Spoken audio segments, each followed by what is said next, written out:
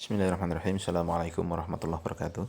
Alhamdulillah, salatu wassalamu ala rasulillah wa ala alihi wa sahbihi wa man walah ma ba'd. Tulab talibat MKW kelas 8 yang dimuliakan Allah Ta'ala, kita sambung pelajaran kita sampai di pelajaran ke-10 dengan judul lanjutan bab menisbatkan turunnya hujan kepada bintang. Tujuan dari pembelajaran kita di bab ini, yang pertama, murid dapat menerangkan golongan manusia dalam menyikapi turunnya hujan. Nah, jadi turun hujan itu bagaimana sikapnya? Kan kita tahu ya, ada yang kadang marah, hujan kok nggak berhenti-henti, ada yang nggak turun-turun hujan terus dia marah dan sebagainya ya. Lalu yang kedua, murid dapat berhati-hati dari menisbatkan nikmat seperti hujan ini kepada selain Allah. Jadi hujan ini nikmat ya. Maka kalau dinisbatkan kepada selain Allah, nah itu apa nanti hukumnya? Lalu yang ketiga, murid dapat seketika menggerakkan lisannya untuk berdoa ketika turun hujan. Ya, jadi ketika turun hujan itu seorang yang imannya baik, doa dia. Ya. Nah, di sini ada satu dalil ya, yang akan menjadi pembahasan kita. Ya. Nah, kita baca saja. Walahuma an Zaid ibni Khalid radhiyallahu anhu. Dan diriwayatkan oleh Imam Bukhari dan Muslim dari Zaid bin Khalid radhiyallahu anhu. Beliau mengatakan, sallalana Rasulullah sallallahu alaihi wasallam. Sallalana, lihat, salat bersama kami. Artinya huruf lam bermakna ba, yaitu dengan. Maksudnya Rasul mengimami salat kami, begitu. Rasul sallallahu alaihi wasallam menjadi imam dari salat kami, ya. Salat as-subhi, di satu salat subuh bil Hudaybiyah, di daerah yang bernama Hudaybiyah, daerah yang berada di dekat kota Mekah. Ala ithri sama'in kanat minan laili, ya, yang mana sholat subuh itu terjadi ya setelah malamnya turun hujan ya.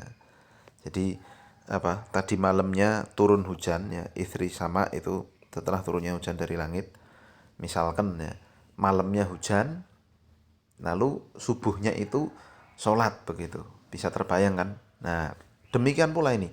Ya, Rasul ketika berada di Hudaybiyah ini, malamnya hujan, subuhnya dipakai untuk sholat di situ. Nah, paham? Falamman sorofa, ketika selesai dari sholat ya, aqbala ala nasi faqala, maka Rasul menghadap ke arah manusia, ya, kayak imam kan, tahu kan ya, setelah sholat ya menghadap ke manusia ya, kan bukan ke arah kiblat tapi ke makmumnya semua, begitu ya. Lalu Rasul mengatakan, setelah menghadap ke manusia itu ya, pada para sahabat, Rasul bertanya, hal tadruna madza qala rabbukum, apakah kalian tahu apa yang diucapkan Tuhan kalian? Qalu, maka para sahabat pun menjawab, Allahu wa rasuluhu a'lam.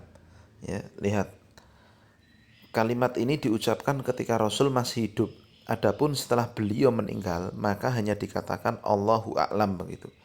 Karena itu Rasul masih hidup kan, sahabat menjawabnya Allah dan Rasulnya yang tahu.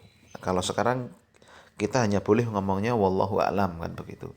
Karena Rasul sudah meninggal. Nah, saat itu para sahabat mengatakan Allah dan Rasul yang tahu. Nah, qala, maka Rasul mengatakan ya, bahwa Allah Subhanahu wa taala berkata, asbaha min ibadi mu'minun bi wa kafirun. Ini tolong dikurung buka dari sini. Kata Nabi, Allah itu mengatakan, asbaha min ibadi mu'minun bi wa kafirun. Di pagi ini ada sebagian hambaku, ada hamba-hambaku yang beriman dan ada sebagian lainnya yang kafir. Ya. Fa amma man qala mutirna bi fadlillahi wa rahmatihi, adapun yang berkata kita diberi hujan karena keutamaan dan rahmat Allah, fadzalika mu'minun bi kafirun bil kaukab, maka itu adalah orang yang beriman kepadaku, yaitu kepada Allah, dan kafir terhadap bintang-bintang. Wa amma man qala mutirna bi nau'i kadza wa kadza, fadzalika kafirun bi mu'minun bil kaukab. Tolong kurung tutup. Adapun hamba yang mengatakan kita diberi hujan karena gugusan bintang ini dan itu, maka itulah orang yang kafir kepadaku dan beriman kepada bintang-bintang. Paham? Nah, jadi Rasul ya menjelaskan ya, ketika turun hujan itu ada sebagian orang yang beriman, ada sebagian orang yang kafir. Ya, yang beriman dia akan mengucapkan turun hujan itu karena Allah. Adapun orang yang kufur kepada nikmat itu mengatakan bahwa turunnya hujan itu karena bintang ini dan itu dan sebagainya. Paham ya? Nah, walahuma min hadithi Ibni Abbas bimaknahu, dan diriwayatkan pula oleh Imam Bukhari dan Muslim dari Ibnu Abbas semakna dengannya. Wa fihi qala ba'duhum, ya, korong buka. Dan di dalam hadis yang diriwayatkan Ibnu Abbas ini, sebagian dari mereka mengatakan laqad sadaqa nau'u kadza wa kadza. Fa anzalallahu hadhil ayah fala uqsimu bi mawaqi'in nujum ila qawlihi wa taj'aluna rizqukum annakum tukadzibun, ya, wa taj'aluna rizqakum annakum tukadzibun. Kurang tutup ya. Sungguh telah benar bintang ini dan itu. Maka Allah turunkan fala uqsimu bimawaqi'in nujum, maka Allah bersumpah dengan tempat terbit dan tenggelamnya bintang. Ya, sampai akhirnya Allah mengatakan dan kalian jadikan rezeki kalian bahwa kalian mendustakannya. Ya, kalian membalas rezeki yang telah Allah karuniakan pada kalian dengan kedustaan, dengan perkataan yang tidak benar. Ya, bagaimana ini selanjutnya kita baca di pokok pembelajaran. Yang pertama, ya, dari hadis di atas kita bisa mengambil pelajaran bahwa semangat Islam dalam menjaga keselamatan lafaz.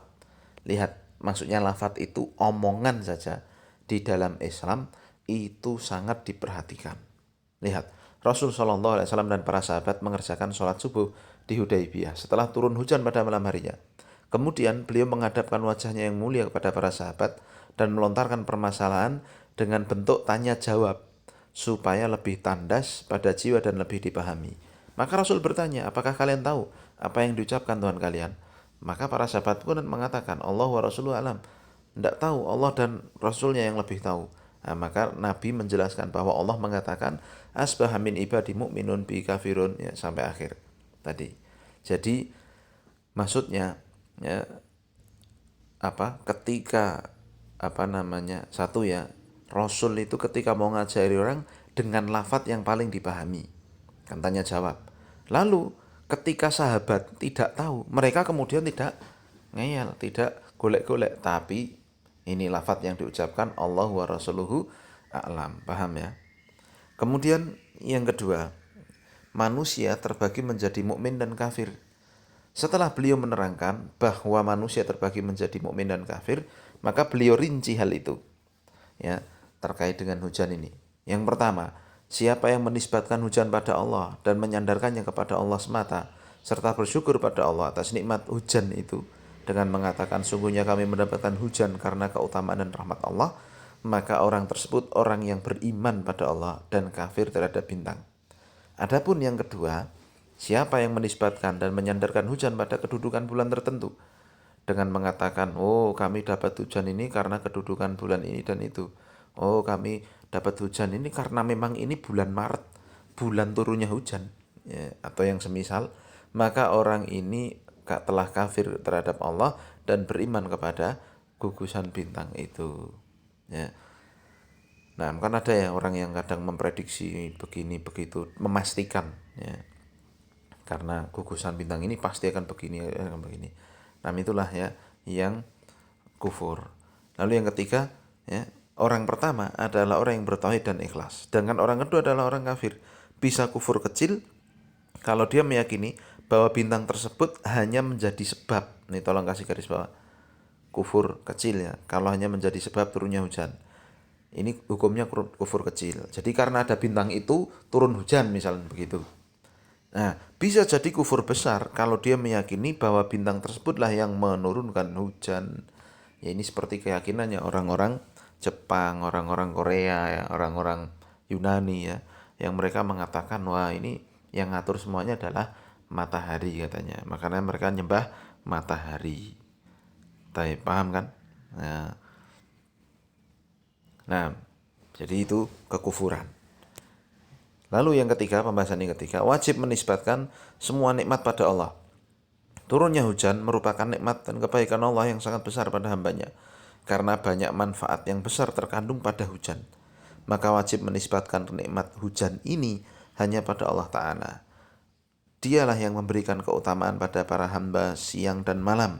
Sehingga diharamkan menisbatkan nikmat pada kedudukan bulan tertentu, seperti ucapan kita dapat hujan karena kedudukan bulan ini dan itu, telah benar bintang bulan ini dan itu. Karena sungguhnya Allah Subhanahu wa ta'ala tidak menjadikan kedudukan bulan itu sebagai sebab turunnya hujan, sehingga tidak boleh menisbatkan perbuatan Allah kepada selain Allah. Ya seperti ya, keyakinannya orang-orang musyrikin itu, ya kan, matahari demikian demikian pasti akan begini, bulan kondisinya demikian demikian pasti akan begini, oh itu ada bintang begini pasti akan begini, ya. Jadi mereka menisbatkan semuanya kepada bintang dan bulan itu. Ini keyakinan orang-orang musyrikin, paham? Kemudian yang keempat, ucapan yang disyariatkan ketika turun hujan. Nah ini dia, seorang muslim kalau turun hujan itu doa. Disyariatkan bagi setiap muslim ketika hujan turun untuk berdoa dengan doa yang telah diajarkan Rasul. Gampang doanya, Allahumma sayyiban nafi'an. Ya Allah, berilah hujan yang bermanfaat. Hadisnya sahih riwayat Bukhari. Yakni meminta kepada Allah untuk diberikan manfaat dengan hujan tersebut bagi bumi dan para penduduknya. Sebagaimana disyariatkan bagi setiap muslim ketika turun hujan untuk bersyukur pada Allah atas kenikmatan tersebut dengan mengatakan kita mendapatkan hujan karena kebaikan dan rahmat Allah Subhanahu wa ta'ala. Maka pertama adalah berdoa, sedangkan yang kedua adalah bersyukur. Nih kasih garis bawah nih. Jadi kalau ada hujan, pertama berdoa, kedua bersyukur karena tidak ada yang bisa bikin hujan kecuali Allah Ta'ala. Dan disukai bagi seorang ketika turun hujan untuk berdoa pada Allah untuk dirinya ataupun orang lain dengan meminta kebaikan dunia dan akhirat. Ini nih kasih garis bawah pula ya, bahwa ketika turun hujan itu adalah waktu yang mustajab untuk berdoa. Nih kasih garis bawah ya. Rasul mengatakan da'watani la turaddu. Ada dua doa yang tidak akan ditolak oleh Allah. Indal tihamil jaish wa inda nuzulil matar. Yaitu pertama ketika iltihamil jaish, bertemunya kedua pasukan. Kalau perang ya kan, makanya perang banyak doa mati syahid ya, dan sebagainya. Lalu yang kedua ketika turun hujan, ya, maka ini doanya tidak ditolak. Ya, kalau turun hujan silahkan pertama berdoa, kedua bersyukur, ketiga memohon pada Allah kebaikan dunia dan akhirat. Ya, dikerjakan evaluasinya di sini ya. Nah, subhanakallahumma wa bihamdika asyhadu an la ilaha illa anta astaghfiruka wa atubu ilaik. Assalamualaikum warahmatullahi wabarakatuh.